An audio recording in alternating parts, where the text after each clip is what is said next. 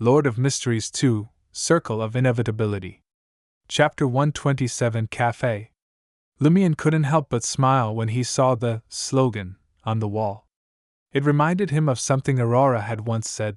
In Trier, the café holds a unique status. It's the birthplace of riots, the sanctuary of conspiracies, and the wellspring of scandals.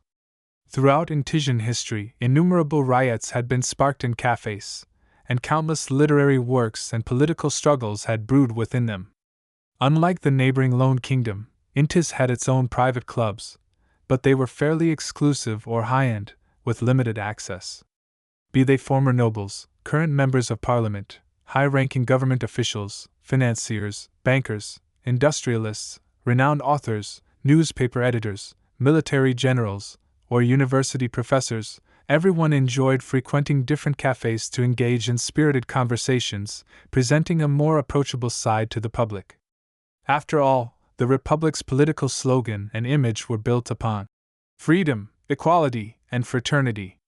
Naturally, the cafes frequented by various social strata were vastly different, often distinguished by location, price, and style. So, when Lumion heard from Charlie that Laurent had used his mother, Mrs. Lacazan, to seek opportunities in upscale cafes, he wasn't surprised or puzzled. Many people did this, often becoming archetypes for novelists, but only a few succeeded. At the same time, banquets and salons were all the rage in Trier. If any high society member didn't host a salon once a month, others would assume something had befallen their family, or that a financial crisis had jeopardized their political future. Aurora, who clearly adored this metropolis, stayed away partly because artists like authors, poets, painters, and sculptors seemed like tame butterflies, fluttering about the salons of various politicians, financiers, and officials. It appeared that only by gaining their approval could the value of their work be realized. The amalgamation of salons and cafes supplanted most club functions. In this system, taverns, beer houses, dance halls, and cafes shared similarities, but the latter held far greater significance, leaning more towards the upper classes. Upon seeing a customer enter, a female attendant in a grayish-white dress greeted him with a smile. "Do you have a favorite seat, or are you meeting a friend?" Lumion nodded. "Cabin D." The female attendant led him to a secluded corner. Beside a window, he could see a lush, tree-filled botanical garden. "What can I get you to drink?" The female attendant presented a brown-covered wine list. Lumion opened it, momentarily taken aback by the dazzling array of choices.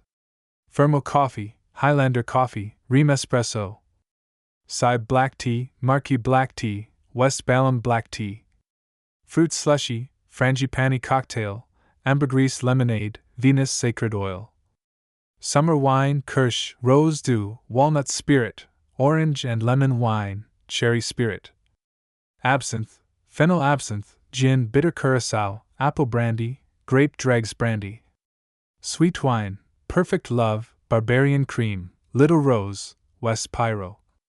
Considering he had a psychologist's appointment later, either alcohol nor coffee seemed fitting.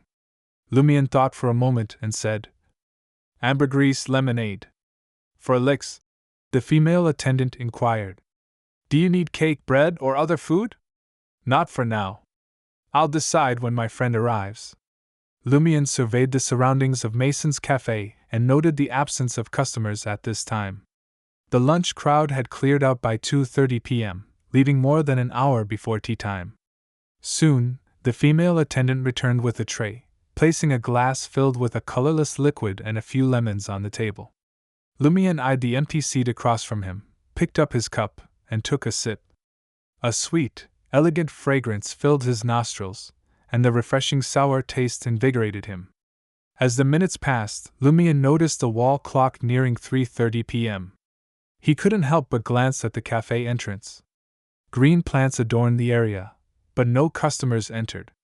Just as Lumion looked away in disappointment, a soft female voice sounded from the booth behind him. "I'm already here. Good afternoon, Mr. Lumion Lee." Lumion assumed the woman didn't want a face-to-face conversation, so he didn't turn around. He lowered his voice and asked politely, "Good afternoon. How should I address you?" Can you hear my soft voice? No problem, the gentle female voice replied. You can call me Susie. Hello, Madam Susie. For some reason, Lumian felt relatively calm facing this psychologist. His usual habit of inward commentary dissipated. A familiar uneasiness washed over him a second later. What's wrong?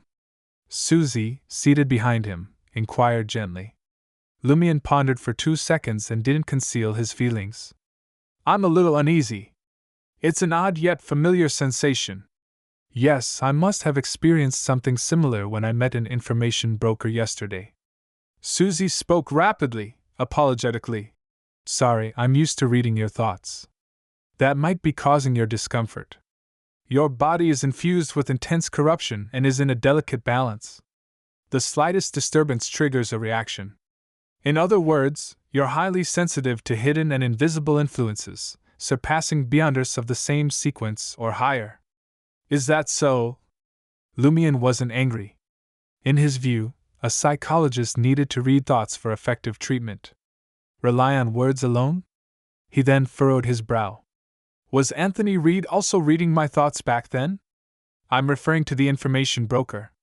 I know. Susie understood. Where did Anthony Reed come from? What did he do before becoming an information broker? He had a West Mid-Seashire Coast accent, a retired soldier. Lumian recounted. After a brief silence, Susie said, If he's truly from West Mid-Seashire Coast, it's indeed possible he's a beyonder of the spectator pathway. The spectator pathway. Lumian had read about it in Aurora's Warlock notebook, but she only knew that its corresponding sequence 9 was called the spectator. They possess remarkable observational abilities, deciphering true thoughts from subtle expressions and body language. So a sequence above the spectator pathway is a psychologist. As this thought crossed Lumian's mind, he heard Susie correct him. It's psychiatrist. That sounds more reassuring. Lumian smiled. What sequence is Anthony Reed? After learning the other's pathway, he felt Anthony Reed should have recognized him and sensed his anxiety, concern, and attempts at intimidation. According to your description, he's at least a sequence 8. Susie concluded. Lumian smirked. If he's really a psychiatrist, that's interesting. He didn't even treat the after-effects of his battlefield trauma. It's not unusual. When a psychiatrist suffers severe psychological trauma, it's incredibly difficult for them to recover alone. They often need the help of another psychiatrist, and treating a psychiatrist is far riskier than usual. One misstep can result in the infection of the patient's mental illness. Susie explained succinctly. As the conversation shifted and the atmosphere lightened, Lumian gradually relaxed, no longer feeling uneasy or anxious. He took the initiative to say, Shall we begin the treatment? Talking is part of the treatment. Susie's gentle voice hinted at a smile. Realizing that the first stage of the treatment was simply conversation, Lumian eased further. He leaned back against the booth partition and asked, puzzled.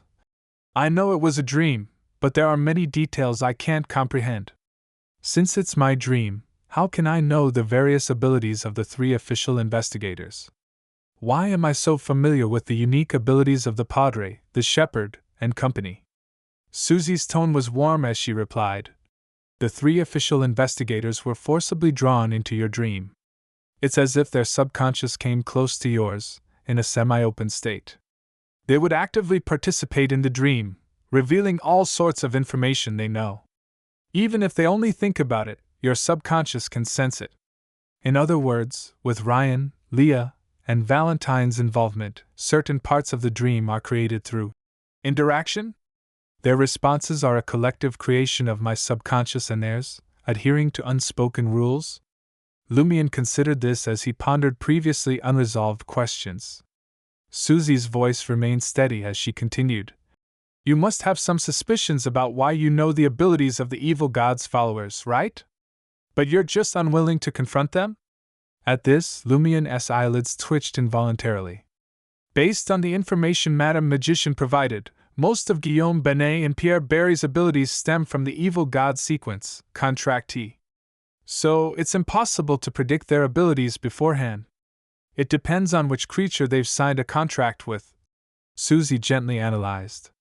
In other words, we can rule out the possibility that your subconscious obtained corresponding knowledge from the seal's corruption. Without a knowledge base, you couldn't imagine those abilities from nothing. They're not imaginary. The woman's tone suddenly turned grave. Clearly, at some point before Corda was destroyed, you saw Guillaume Benet, Pierre Barry, and the others use their abilities. Moreover, you were neither harmed nor traumatized. Otherwise, it would have manifested in the dream. From the dream's analysis, what truly left a scar on you was Puali's and company's actions. How do you think you witnessed those evil god followers using their powers? Susie's words were like sharp arrows piercing Lumien's memories, making the sturdy barrier waver. Lumien's face twisted slightly. Amidst excruciating pain, he saw images surface from the depths of his memories. It was the third floor of the administrator's castle. The walls were adorned with pale, translucent faces, but the fighters were no longer Ryan, Leah, and Valentine. Instead, it was Guillaume Benet, Pierre Barry, and Sybil Barry,